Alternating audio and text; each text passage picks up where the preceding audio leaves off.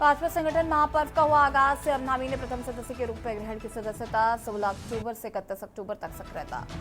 भाजपा के लिए स्टार प्रचारक की भूमिका निभाएंगे सीएम धामी। जगदीशपुर विधानसभा चुनाव में प्रचार करेंगे धामी। बड़े फैसलों को लेकर देश भर में खासी चर्चा। सितारगंज में एसएलओ के खाते से निकाले 13.51 करोड़ रुपए। फर्जी चेकों के जरिए खाते से उड़े करोड़ों रुपए। पुलिस महकमा में मचा हड़कंप। कारबेट सफारी मामले में पूर्व मंत्री हरक सिंह रावत ने से 12 घंटे तक ईडी ने पूछताछ की। 2023 में सीबीआई ने दर्ज किया था मुकदमा। हरिद्वार के श्री बालाजी ज्वेलर्स में हुई 5 करोड़ की डकैती। कानखी एसटीएफ ने संभाली कमान। लापरवाह पुलिसकर्मियों पर होगी कार्रवाई। केदारनाथ पैदल मार्ग और गौरीकुंड हाईवे पर भारी बारिश से भूस्खलन के कारण फंसे 400 यात्री। सकुशल रेस्क्यू कर पहुंचाया गया सोनप्रयाग।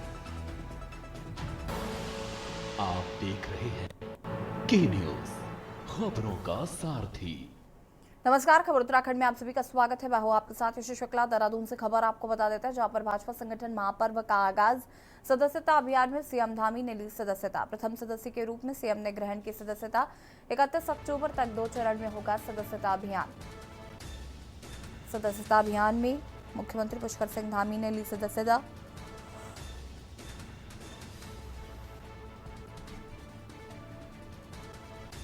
इकतीस अक्टूबर तक 2 चरण में होगा सदस्यता अभियान।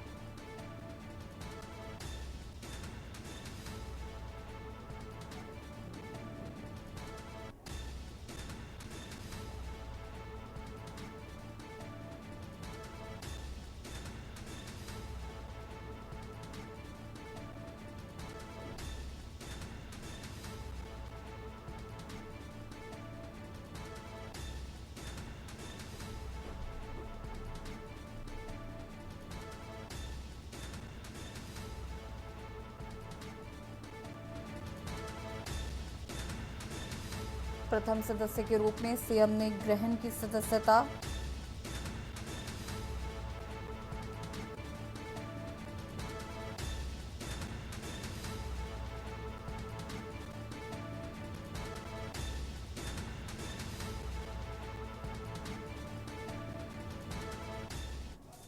सितारगंज से खबर। एसएलओ के खाते से निकाले गए 13.51 करोड़ रुपए। फर्जी चेकों के जरिए खाते से निकाले गए करोड़ों रुपए। पुलिस प्रशासन में हड़कंप।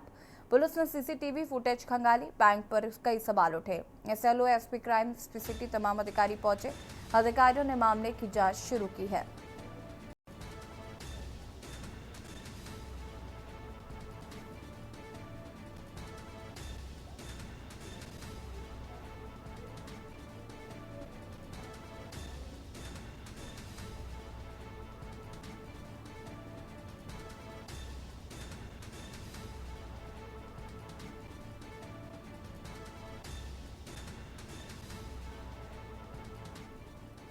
और इसी खबर पर ज्यादा जानकारी के लिए संवाददाता शाहिद खान हमारे साथ जुड़ चुके हैं। शाहिद, क्या कुछ जानकारी है इस पूरी घटना को लेकर? यही बताना चाहूंगा, उधमसिंह जिले में एसएलओ के से लगभग 13 करोड़ 51 लाख रुपए की धनराशि फर्जी चेक के जरिए निकालने का मामला सामने आया था। उसी को लेकर जो है किच्छा के जो एसडीएम है और यहाँ एसपी क्राइम है, वो लोग जो है बैंक गए थे और उन्होंने अपने खाते का मिलान किया तो पता लगा कि 13 करोड़ 51 लाख रुपए जो है किसी ने फर्जी हस्ताक्षर करके निकाल लिए हैं। उसी को लेकर पुलिस के द्वारा एक टीम बनाकर इसमें जांच की जा रही है। जैसी जांच में फिलहाल क्या कुछ पाया गया है? क्या किसी तरीके की कोई जानकारी अभी तक निकलकर सामने आई है? क्योंकि बैंक की कार्यशाला पर भी तमाम सवाल खड़े होते हैं कि फर्जी हस्ताक्षर बनाकर कोई 13 करोड़ रुपए कैसे निकाल सकता है। जी, ऐसी बताना चाहूंगा कि नैनीताल रोड पे ये इंडसइंड बैंक है रुद्रपुर के अंदर। इसमें जो है एसएलओ का खाता था। इसको जो मिलान इन्होंने लास्ट में किया ना 31 तारीख को, तब इनको पता लगा कि इस तरीके से जो है लगभग 13 करोड़ रुपए के आसपास जो है डिफरेंस आ रहा है। उन्होंने जब मिलान किया तो वहां जाकर पता लगा कि फर्जी हस्ताक्षर से चेक निकाल रखे और एक नहीं लगभग कई जो अकाउंट कई चेक के थ्रू पैसा निकाल रखा है और अलग अलग नामों पर निकाल रखा है। तो इसमें बैंक की प्रणाली से सवाल उठ रहा है कि कोई भी आम बंदा जाता है जिसका खुद का अकाउंट होता है, हल्का सा साइन मिसमैच होता है तो उसको पैसा नहीं देते हैं, लेकिन इतना बड़ा अमाउंट निकाल लिया और कोई जानकारी नहीं है बैंक के पास भी, तो ये सवाल तो बैंक में बहुत बड़ा उठता है। जैसी बैंक की तरफ से इस पर कोई प्रतिक्रिया आई है क्या? इस बैंक के द्वारा अभी इसमें कुछ कहने को तैयार नहीं है। और जो पुलिस प्रशासन की टीम है यहाँ पे, जो एसपी गया है, उनके द्वारा बताया गया है कि जिन खातों में पैसा गया है उस खातों को जो है सीज कर दिया गया है। और जिन खाते में अलग अलग खातों में पैसा गया है, कुछ खाते जो है उसको सीज कर दिया गया है। लगभग 3 से 4 करोड़ रुपए की अमाउंट है जो सीज कर दी गई है। शुक्रिया आपका जानकारी साझा करने के लिए। और बता दें कि सितारगंज में एसएलओ के 13 करोड़ रुपए जो हैं वो निकाल लिए गए हैं और फिलहाल बैंक की कार्यशैली पर भी सवाल खड़े हो रहे हैं। देहरादून से खबर जहां पर फिर से स्टार प्रचारक की भूमिका में होंगे सीएम धामी। जम्मू कश्मीर में चुनाव प्रचार करने जा सकते हैं सीएम। भाजपा के राष्ट्रीय महामंत्री तरुण चुग ने सीएम को पत्र भेजा। बता दें कि 3 दिन के लिए जम्मू कश्मीर में प्रचार करने का अनुरोध है। यूसीसी को लेकर सीएम धामी की देश भर में एक अलग पहचान बन गई है। आपको बता दें कि मुख्यमंत्री पुष्कर सिंह धामी स्टार प्रचारक के तौर पर जम्मू कश्मीर में चुनावी हुंकार भरेंगे।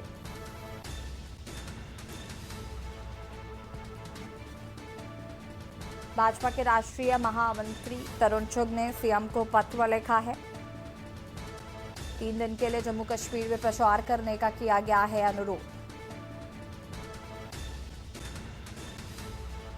जम्मू कश्मीर में चुनाव प्रचार करने जा सकते हैं सीएम।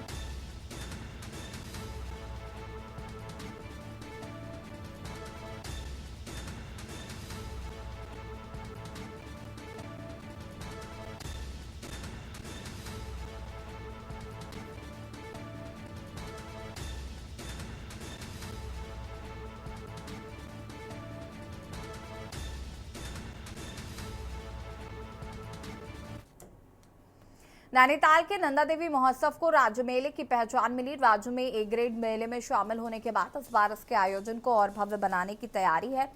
8 सितंबर से शुरू हो रहे मेले के लिए टेंडर प्रक्रिया पूरी हो गई है। अन्य विभागों की भी तैयारी है। इस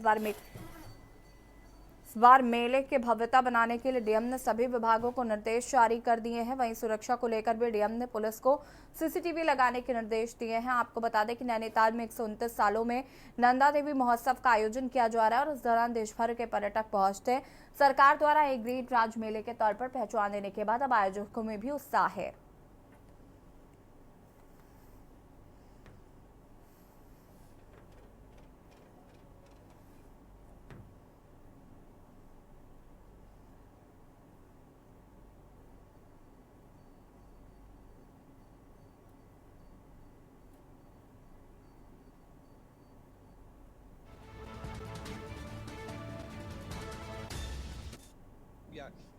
एक तो सबसे पहले कि जो मां नंदा महोत्सव है उसका एक स्वरूप बड़ा और राष्ट्रीय और अंतर्राष्ट्रीय स्तर में भी हम लोग इस बार हमारी सभा है राम सेवक सभा चाह रही है कि हम लोग इसको बहुत बड़े स्तर में करें, क्योंकि भाई ये एक हमारे लिए नैनीताल शहर के लिए बहुत बड़ी उपलब्धि है। इस बार आप देखिएगा कि इस बार मेले का स्वरूप ही कुछ अलग टाइप का होगा और हम लोग बहुत ज़्यादा प्रयासरत हैं। इस समय भी हमारी पूरी टीम शहर के अंदर भ्रमण कर रही है कि नंदा देवी महोत्सव को कैसे उठाया जाए। तो इस बार हमने फाइनेंशियल सपोर्ट के लिए आयोजकों की ओर से एक पत्र हमें प्राप्त हुआ था जिसको शासन को भेजा गया है। तो उम्मीद है कि इसमें कुछ धनराशि की सहायता शासन की तरफ से मिलेगी। इसके अलावा नगर पालिका तो हमेशा सहयोग इसमें राम सेवक सभा को करती ही है। इस बार भी नगर पालिका सहयोग करेगी और जो विभागीय अधिकारी हैं उन्हें डिफरेंट डिपार्टमेंट्स की जो अपनी फैसिलिटीज़ प्रोवाइड कराने की ये रहती है परंपरा है, तो वो भी इस बार होगा। उसके लिए मीटिंग भी कर ली गई है और जो नेसेसरी डायरेक्शंस हैं वो भी विभागों को इशू हो गए हैं। प्रयास ये रहेगा कि ज़्यादा व्यवस्थित तरीके से मेले को हम लोग आयोजित करें। खबर देहरादून से, जहां कांग्रेस से पूर्व कैबिनेट मंत्री डॉक्टर हरक सिंह रावत को ईडी की तरफ से नोटिस आने पर कांग्रेस पार्टी नाराजगी जता रही है। इस बात को लेकर कांग्रेस के प्रदेश प्रवक्ता शिवपाल सिंह बिष्ट ने सरकार पर निशाना साधा।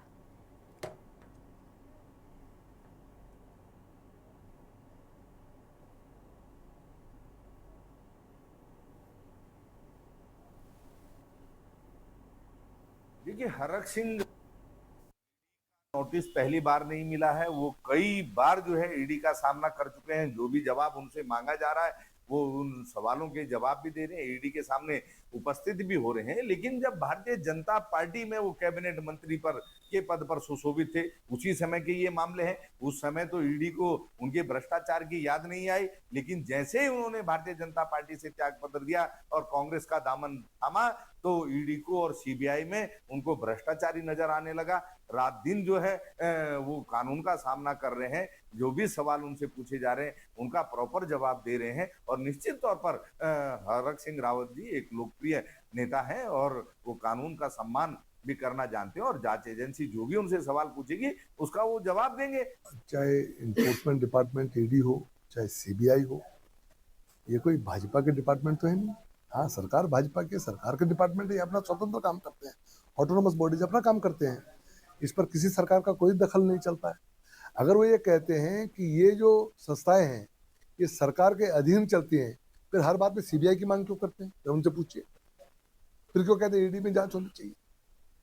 अगर सीबीआई ईडी पर उनका विश्वास नहीं है तो हर बार उनका एक ये विषय क्यों सामने आता है कि साहब अभी जो वसीम वाला मामला है उसमें कहते हैं जांच सीबीआई को सौंप देनी चाहिए। अरे अगर तुम कह रहे हो सरकार चला रही तो फिर क्यों मांग कर रहे हो? खबर देहरादून से है। मौसम के बदलाव के चलते सितंबर बाद से डेंगू और चिकनगुनिया के फैलने की संभावना को देखते हुए जिला स्वास्थ्य महकमा अलर्ट मोड पर है। इस बात को लेकर देहरादून के एसीएमओ व डेंगू के नोडल अधिकारी डॉक्टर CS रावत ने कहा है कि पिछले साल हमने डेंगू का अभियान जुलाई महीने से शुरू किया था, लेकिन इस बार हमने अप्रैल महीने से ही इस अभियान को शुरू कर दिया है।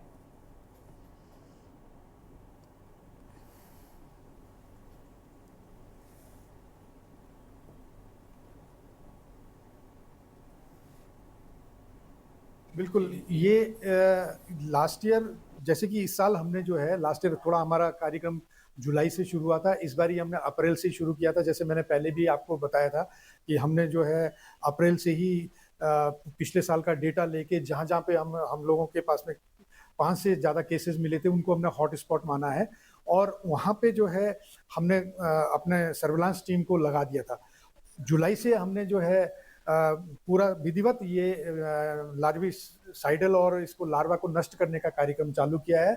अभी हमारे पास में 15 जुलाई से जो है वॉलंटियर्स भी 100 वार्डों में जो है 100 वॉलंटियर्स भी काम कर रहे हैं, हमारी आशाएं भी काम कर रही हैं, और तो उनको भी हमने लगा रखा है, जिस वजह से जो है हम इस बारी इसको रोकने में सक्षम रहे।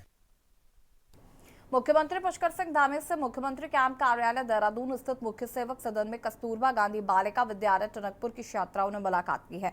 मुलाकात के दौरान मुख्यमंत्री ने उत्तराखंड के उभरते क्रिकेट खिलाड़ी आदित्य रावत, जो कि ऑस्ट्रेलिया में होने वाले अंडर-19 क्रिकेट टूर्नामेंट में भारतीय टीम से खेलेंगे, उनका भी सम्मान किया। छात्राओं से बातचीत के दौरान मुख्यमंत्री ने उन्हें मन लगाकर अपनी पढ़ाई पर ध्यान देकर देश का नाम रोशन करने की सीख देते हुए कहा कि सभी बच्चे हमारे देश और प्रदेश का भविष्य हैं।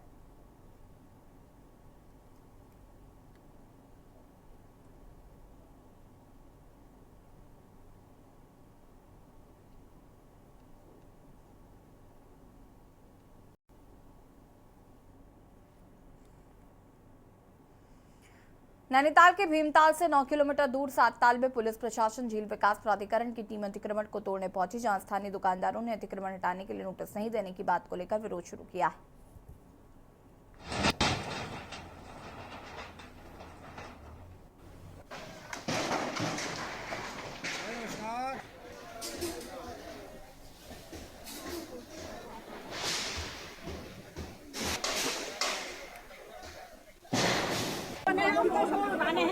हमको इतना 2 मिनट का टाइम नहीं दे रहे।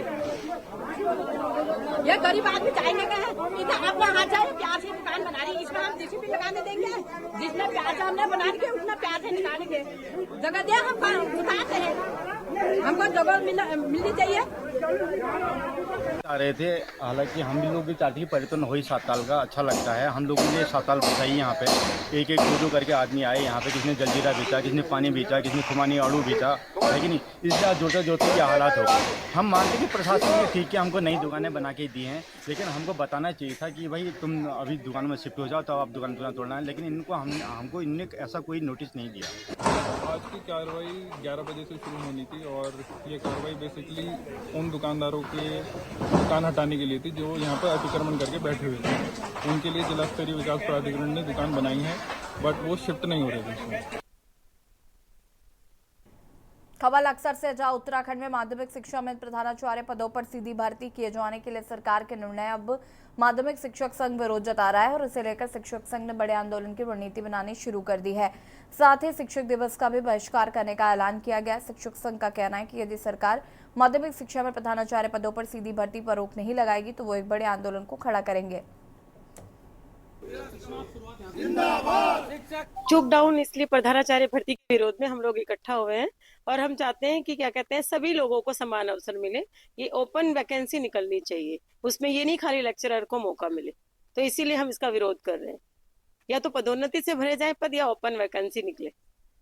सबसे पहली बात तो यह है, पदोन्नति हमारे विभाग में एक बहुत बड़ा मुद्दा हो चुका है और पदोन्नति हो नहीं रही है, चाहे उसके पीछे रीजन कोर्ट केस रहे हों या विभिन्न सोर्सों से जो हमारे यहाँ नियुक्ति हो रखी है आपस में पर्सनल हित कलेश करते हैं, इस वजह से पदोन्नति शायद सरकार भी नहीं कर पा रही है।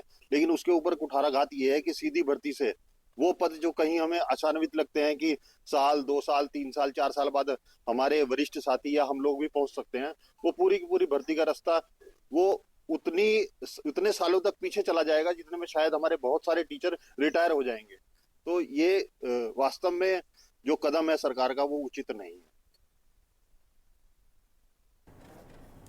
खबर लालकुआ से, जहां पर नैनीताल दुग्ध संघ के अध्यक्ष मुकेश बोरा के खिलाफ महिला कर्मचारी द्वारा दुष्कर्म का मुकदमा दर्ज कराए जाने के बाद मामले को लेकर भारतीय जनता पार्टी में फूट की स्थिति उत्पन्न हो गई। बरसों भारतीय जनता पार्टी में रहने वाले मुकेश बोरा के खिलाफ अब उनके पूर्व सहयोगी भारतीय जनता पार्टी के नेता खुलेआम विरोध प्रदर्शन में उतर आए हैं।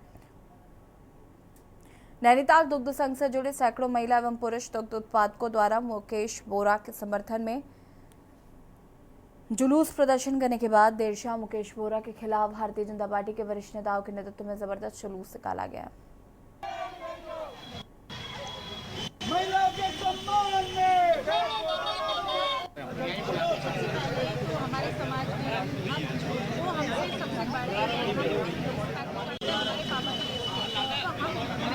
उनका इंस्ट्रक्शन गलत होना चाहिए लड़कों के प्रति, और जिस तरीके से वो आज उनकी वाइफ कह रही थी कि मेरा पति एक राक्षस, मतलब मेरा पति एक भगवान है, उन्हें भगवान नहीं उनको राक्षस का दर्जा दिया जाता है।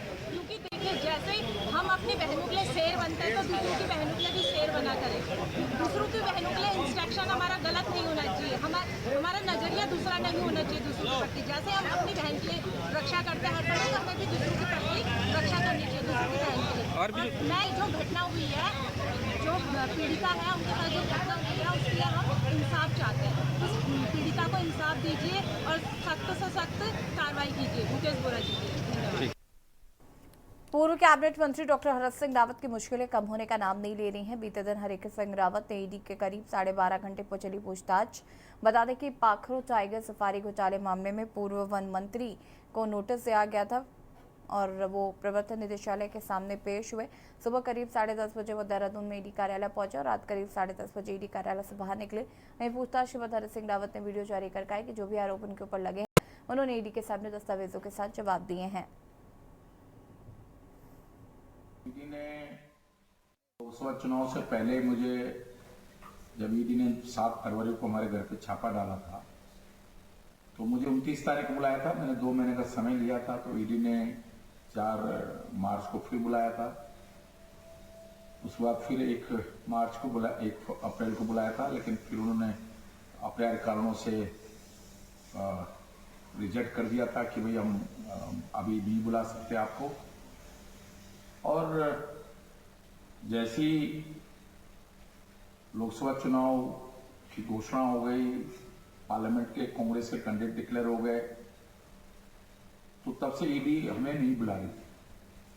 अभी जिस तरह हमने ईडी के खिलाफ पूरे देश में कांग्रेस ने धरने प्रदर्शन किए, जिस दिन ईडी का 22 तारीख को घेराव का कार्यक्रम था, है जहां पर पुलिस को बड़ी सफलता हाथ लगी। पुलिस ने पिछले दिनों सहारनपुर निवासी फाइनेंसर गौरव के साथ हुई लूट का खुलासा किया है। पुलिस ने 2 बदमाशों को गिरफ्तार कर लिया है। अक्सर कोतवाल राजीव राठौर ने बताया कि पिछले दिनों फाइनेंसर गौरव के साथ दिन दहाड़े 2 बदमाशों ने लूटपाट की थी। बदमाशों का बैग और बाइक छीन कर भाग गए थे। कोतवाल के बदमाशों को अंदेशा था कि बैग में लाखों की रकम है और बदमाशों ने कई दिन तक फाइनेंसर की रेकी की और कोतवाली ने बताया कि दोनों बदमाश अपनी उल्टी सीधी आदतों को पूरा करने के लिए लूट आदि घटनाओं का अंजाम देते थे।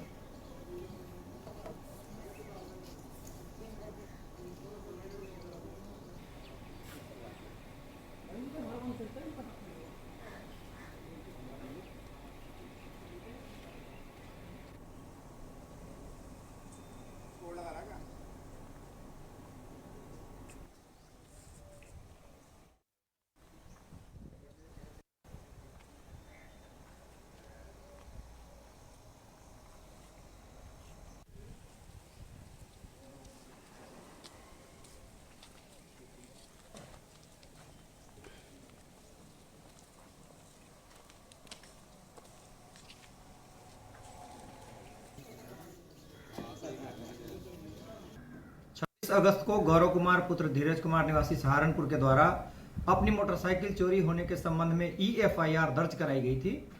विवेचना के दौरान यह ज्ञात हुआ कि दरअसल उनके साथ मोटरसाइकिल चोरी की घटना नहीं हुई थी, बल्कि लूट की घटना हुई थी और ये एक फाइनेंस कर्मी हैं जिनके साथ 2 अज्ञात व्यक्तियों के द्वारा उनका बैग लूट लिया गया था और मोटरसाइकिल लूट ली गई थी।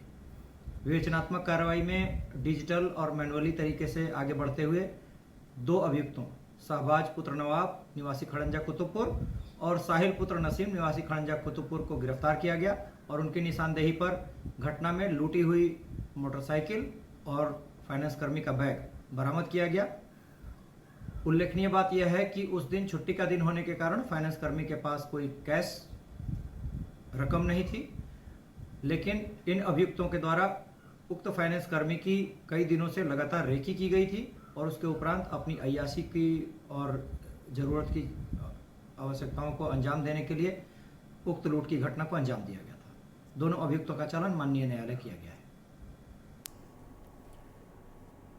हरिद्वार में ज्वेलरी शॉप में हुई करोड़ों रुपए की डकैती मामले के बाद मुख्यमंत्री धामी अधिकारियों के पेश कसे हैं। उन्होंने राज्य में अपराध की बढ़ती घटनाओं पर नाराजगी जताते हुए अपराधियों के विरुद्ध कड़ी कार्रवाई के निर्देश दिए हैं। मुख्यमंत्री ने सहमावास में शासन के उच्च अधिकारियों में वीडियो कॉन्फ्रेंसिंग के माध्यम से पुलिस महानिदेशक सहित आयुक्त, DIG, DM व वरिष्ठ पुलिस अधीक्षकों के साथ प्रदेश की कानून व्यवस्था की गहनता से समीक्षा की है।